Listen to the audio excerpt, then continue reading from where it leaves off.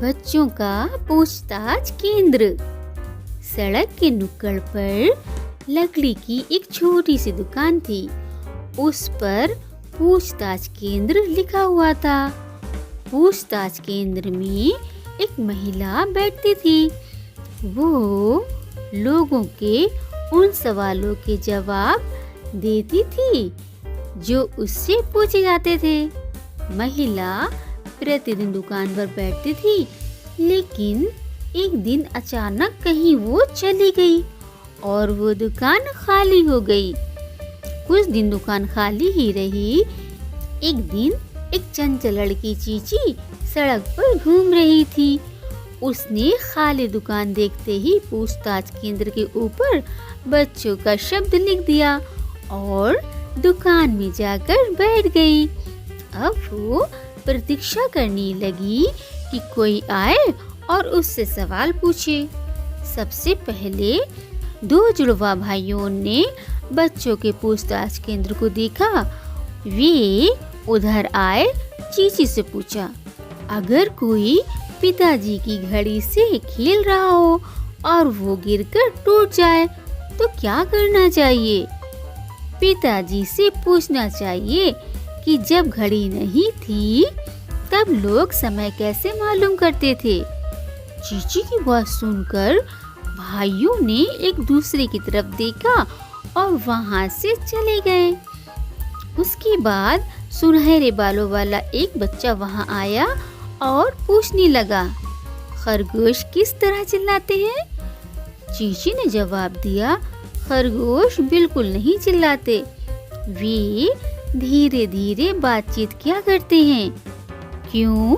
बच्चे ने आश्चर्य से पूछा। क्योंकि उनको चिल्लाना पसंद नहीं, चीची ने बिल्कुल शांत भाव से उत्तर दिया। कुछ ही देर में बच्चों के पूछताछ केंद्र के सामने बच्चों की लंबी कतार लग गई।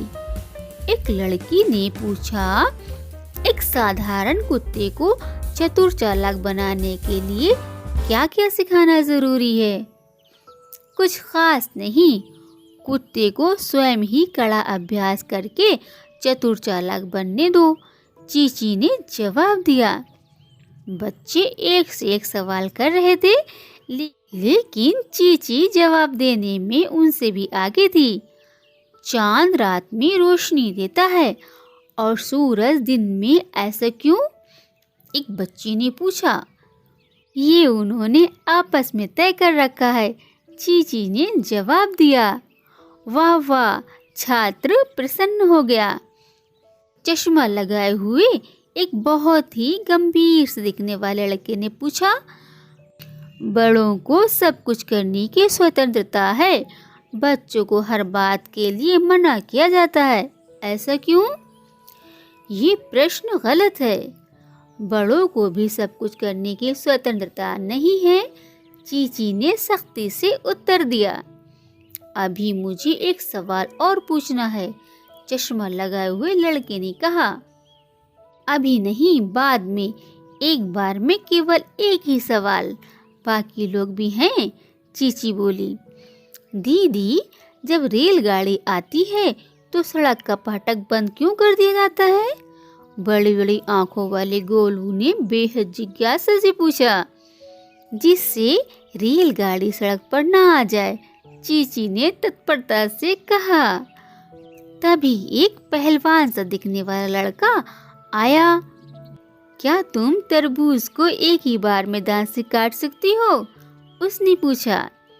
हाँ, मैं काट सकती हूँ, चीची ने कहा। शर्त लगा लो, तुम नहीं काट सकती, लड़का बोला। शर्त लगाती हूँ। चीची पूछताछ केंद्र से बाहर निकली।